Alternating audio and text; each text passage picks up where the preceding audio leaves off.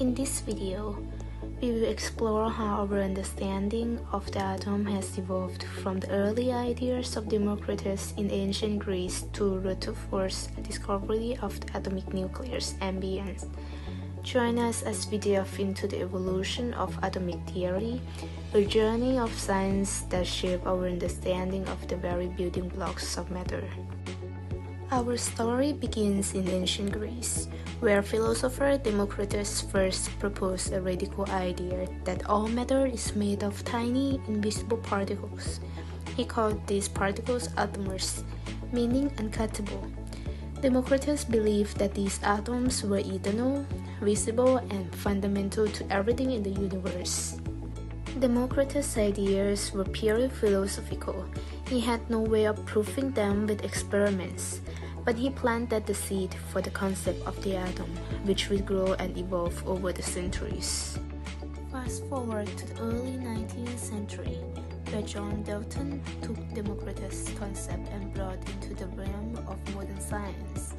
In 1803, Dalton proposed his atomic theory, which revolutionized our understanding of matter. Dalton's theory stated that the atoms are the smallest particle of an element, and each element consists of one type of atom. These atoms combine fixed, simple ratios to form compounds. Dalton's work laid the foundation for future atomic models, but the atoms itself were still seen as a simple individual sphere. Little did anyone know, the story was about to get much more complicated. In 1897, British physicist J.J. Thomson made an astonishing discovery. The atom was not indivisible. Thomson was studying cathode rays, streams of electricity inside a vacuum tube, and realized these rays were made of negatively charged particles.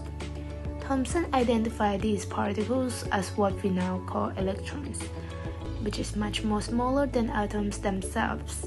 This discovery shattered the belief that atoms were solid and indivisible. Thomson proposed a new model of atom, called the plum pudding model. In this model, the atom was like a ball of positive charge with negative charge electrons scattered inside, like raisins in a pudding. But in 1911, Ernest Rutherford would make a discovery that completely upended Thomson's model.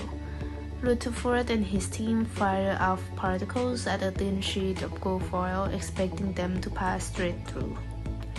Most of the alpha particles did pass through, as expected, but surprisingly, some were deflected at large angles. Even more surprisingly, some even bounced straight back. From this, Rutherford concluded that atoms are mostly empty space, with a tiny, dense, positively charged nucleus at the center. This nucleus combined nearly all the atom's mass, while the electrons orbited around it. Rutherford's discovery of the nucleus transformed the model of the atom. Now, instead of a solid mass, the atom was a tiny, dense center surrounded by a cloud of electrons. But questions remained. What held the electrons in orbit? How did the atom structure work on a deeper level? While Rutherford had made numerous strides in understanding the atom, the full picture would require more discoveries, like the nature of electrons, quantum mechanics, and the nature of light itself.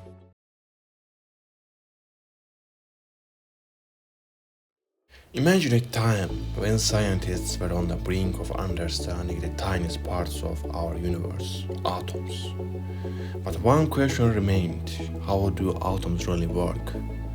This question sparked a revolution in physics known as quantum revolution. At the beginning of the 20th century, Ernest Rutherford proposed that an atom resembles a mini solar system, with electrons orbiting around the nucleus, like planets orbiting around the sun. But Rutherford's model had major flaws. It couldn't explain why atoms are stable, or why they emit specific colors of light known as spectral lines. Then in 1913, Danish physicist Niels Bohr introduced a new idea, the planetary model. Bohr suggested that electrons orbit the nucleus in fixed paths, or energy levels, and of course can jump between these levels, emitting or absorbing energy as they do. This explained the spectral lines Rutherford couldn't. But as scientists explored more, Bohr's model didn't fully capture the strange nature of atomic particles. In 1920s, quantum revolution began, led by minds like Erwin Schrödinger and Werner Heisenberg. Their work transformed our understanding of atomic world. In 1926, Austrian physicist Erwin Schrödinger introduced an entirely new approach to describing electrons. He proposed that electrons could be understood as waves rather than particles in fixed orbits. Using complex mathematical equations known as Schrödinger wave equations, he described the behavior of electrons as probabilistic wave functions. Instead of pinpointing an electron's exact locations, these wave functions gave a distribution of probable locations where an electron might be found. This concept marked a significant departure from the predictable planetary style orbits of Bohr's model. Meanwhile, German physicist Werner Heisenberg developed what would become known as the uncertainty principle. According to Heisenberg, it is fundamentally impossible to know both the exact position and momentum of an electron at the same time. The more precisely we try to measure one, less certain we become of other. The principle challenged the very notion of determinism in physics, suggesting that at fundamental level nature is governed by probabilities rather than uncertainties. The journey from Rutherford's solar system model to a quantum mechanical model taught us that atomic world doesn't adhere to our everyday logic. It's a realm where particles can be multiple places at once, where probabilities rule over certainties, and where the act of observation itself can change reality. Thanks to the groundbreaking work of Bohr, Schrödinger, and Heisenberg, we have opened the door to extraordinary understanding of the universe's most fundamental building blocks, a true revolution in science. Atoms form the building blocks of all matter. But how did we come to understand what atoms are made of? The journey to the modern atomic model included the discovery of key particles, protons, electrons, and neutrons. In 1932, scientist Jane Chadwick discovered the neutron, completing the puzzle of the atomic mass.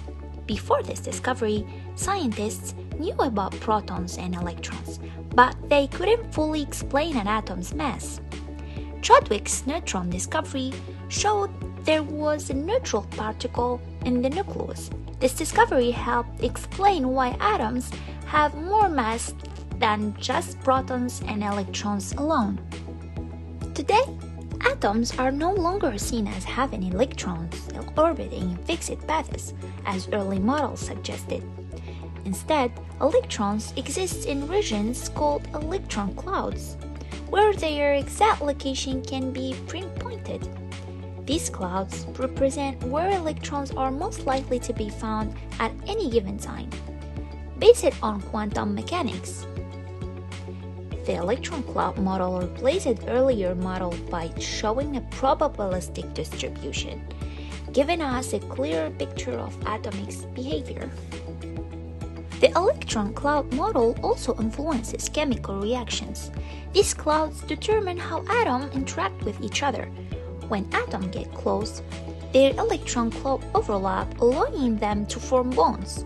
This interaction leads to the formation of molecules and drives all chemical reactions in nature. From Chadwick's discovery of the neutron to the development of the electron cloud model, our understanding of atomic structure has come a long way. Today's model provides insights into the behavior of atoms, chemical reactions, and fundamentals of matter. It's a model that shapes both science and technology in our everyday lives.